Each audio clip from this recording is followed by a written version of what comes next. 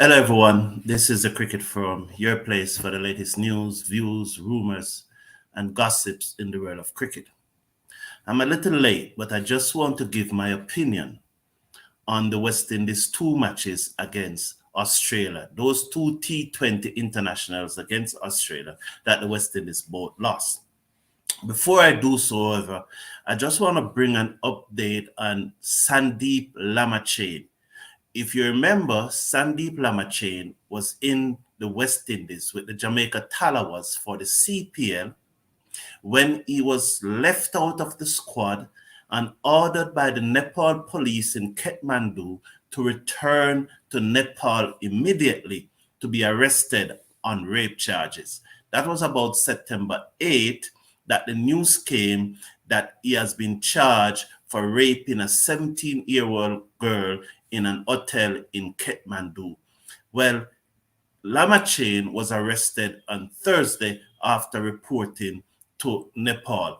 So for about a month, he said that he was having mental health issues and he was not yet ready to return to Nepal. So on Thursday, he reported to Nepal and he was arrested. So Sandeep Lamichhane is now in the custody of the Kathmandu police in Nepal on rape charges. So we wait to see what happened there. Now, to the matches that the West Indies played against Australia. Yesterday morning, I never saw the first over bowl, but I saw the second over. And it was very pleasing to see. I was very happy that Pooran was keeping wicket.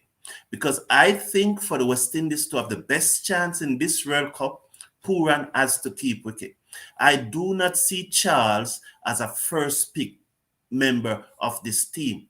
I am happy with Charles being in the World Cup squad as the backup wicket keeper. I do not see him in the playing 11. He did well in the CPL and he deserves his spot in the squad. I have said that in previous video, but I do not expect I do not expect Charles to be in the playing 11. So I was very happy when I saw Pooran keeping wicket yesterday morning. I think that first match, that first T20, although if West Indies, Reefer and Mayers have taken those two catches in the last over, in all likelihood the West Indies would have won the match. I think if we had a better wicket keeper, the match would not have came down to that. Think back in the 10th over, bowled by Odin Simit, with Australia 62 for 5. There was a ball that gloved down the leg side. That Wade was batting. He gloved the ball down the leg side. A good wicket keeper would have reached that ball comfortable and take that catch. And so Wade would have been out that time. But not only that, in the 10th over, there was an edge from Finch. Finch, who made an half century in that match. There was an edge. And the ball went to the left of first slip. Mark, there were no first slip there. So I'm just figuring where first slip would be. So that ball would have gone to the left of first slip. Everyone who plays cricket knows that is a keeper catch, and Charles did not move towards the ball. So I believe in that first T20 international against Australia, if we had a better keeper, if Pooran was keeping, we would have won that match. The match would not have gone down to the last over. Mark you, we would have won the match in the last over. That being said, however, I don't know if it was jet lag or what, but the West Indies batting, a number of their batsmen were just swinging from their hip in that first T20 match. If you look at how Charles himself out, if you look at how Older out, if you look at how Myers, although Myers top scored, if you look at how he dismissed, these guys' eyes were not on the ball. They were just swinging from their hip. I think the team bowled well. It shows that we have some quality in the team. It shows that we can beat Australia, but we need to play good, sensible cricket. We need to bat properly. We cannot still be swinging from the hip. We need to run hard between the creases. These grounds in Australia are very big grounds. We need to hit the ball in the gaps and look for those twos. It's not these small grounds in the West Indies where six are singles are four.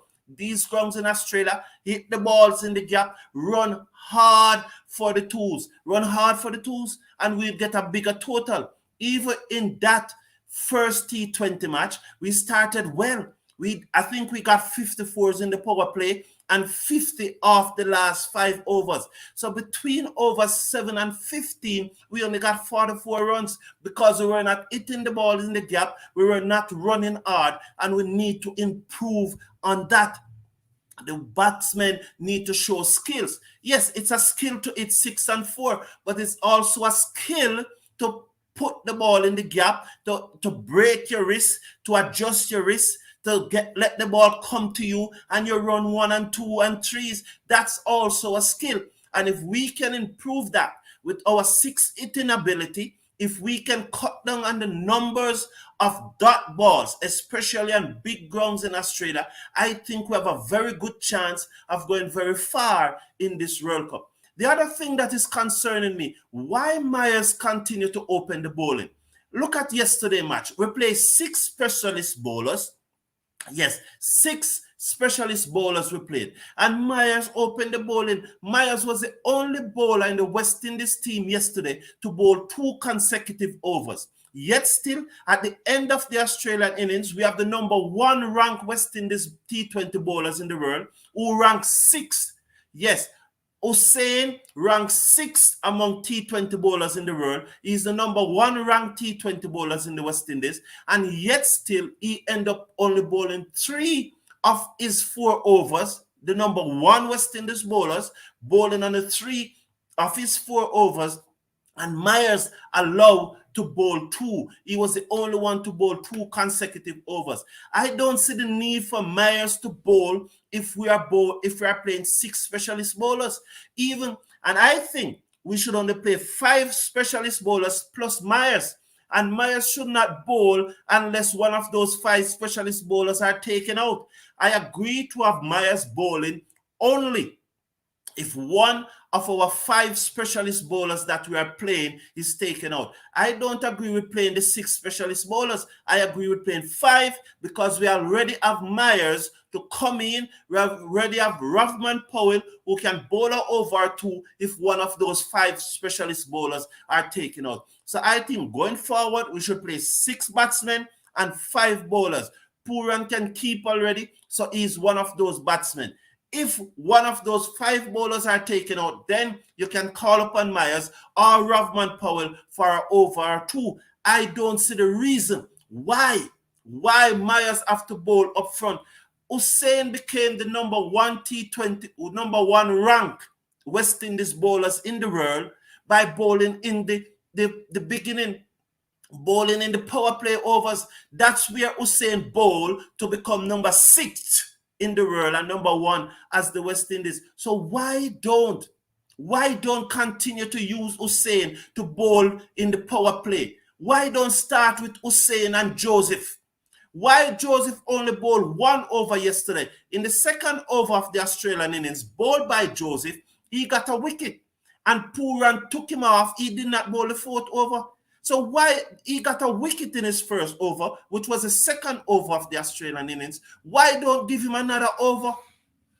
So Pooran, I don't think his captaincy is quite up to the mark as yet. I hope he reached there for the sake of West Indies cricket because we must support this team.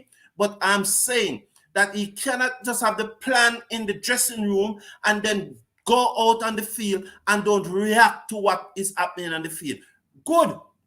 Have your plan in the dressing room, but you must react to what is happening on the field. So why Myers bowled 2 overs consecutively and Joseph, who got the wicket, did not bowl 2 overs consecutively?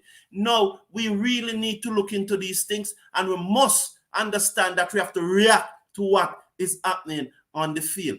Now, I think it was a good performance for the West Indies in these 2 matches. We lost both matches, but overall it's a good performance, and we should have won match 1. It's clear that we should have won match 1 despite the jet lag. But our warm-up match on Monday against the UAE, I think the West Indies should rest their 3 top bowlers. In my opinion, the 3 top seamers, Holder, Simit, and Joseph. I think those 3 are going to play in the first World Cup match, and I think the West Indies should rest them for the 2 warm-up match. Carrier and Hussein as spinners should play in these 2 matches. However, I think in the warm-up matches, you should rest Simit, Older, and Joseph. Get Lewis and Brooks some cricket, because I think Lewis and Brooks should be in that first World Cup match. I don't see any place in the team for Charles or Reefer unless there are injuries to our batsmen. So we need to get in Lewis and we need to get in Brooks to play some warm-up cricket in these 2 warm-up matches. One will be on Monday and the other will be against the Netherlands on Wednesday. Our World Cup schedule starts next Sunday, the 16th. We played against Scotland on the 16th, and on the Wednesday, we play against Zimbabwe, and we close out our fixtures for the group stages on the Thursday against Ireland. So the matches is coming thick and fast. Sunday, Wednesday, Thursday. Those are the 3 group stage matches. And if we come first or second in our group, we then progress to the Super 12, where we now have a chance to win the World Cup. Thank you everyone for tuning in. Please slash a like on the video, share and subscribe. I think that this West Indies team have some quality. Simmons, I think if the team doesn't perform well, this will be Simmons' last opportunity to be the coach of the T20 team. Maybe Simmons should be the coach of the Test team, the red ball team, but the white ball team will probably need a new coach. I do not think Simmons is doing very well as a white ball coach, because this team have some quality, but this team, the basic things the team is not doing. We are not running hard. We are not feeling aggressively. Everybody can feel aggressively. Anybody can run hard between the wickets. Anybody can cut down those 2. Come in a little off the boundary. We were on the boundary and giving up easy 2s to the Australians. These are bigger fields. We need to come in a 5 or 10 yard off the boundaries and try to save those 2s. Those are simple things that the coach can say to the players. Those are simple things that you can work on. What prevents a man from running hard? What prevents you from getting to the ball as quickly as possible? What prevents you from running hard between the wickets? What prevents you from trying to turn 1 into 2, putting pressure on the fielders? You know that when a ball is going to the fielder and he sees you're running hard, he's under pressure to get it correct, And the more he's under pressure, the more likely he will make a mistake and you can get the single. So not because the ball is going to him and you say 1 and you just jog the 1. Run hard, man, and try and force a mistake out of him. These are simple coaching points that we want to see coming out of the West Indies team. We want to see these things coming out of the West Indies team. Even if you don't have the skill to match the competition, there are certain things that you can do as well as the competition. Thank you all for tuning in. Please slash a like on the video, share and subscribe. In my next video, I'll be picking my West Indies starting 11 and I'm going to tell you who is going to win the World Cup. So please look out for the next video. It will be coming shortly. Thank you for tuning in. Have a great day. This is Carlton Brown saying, take care.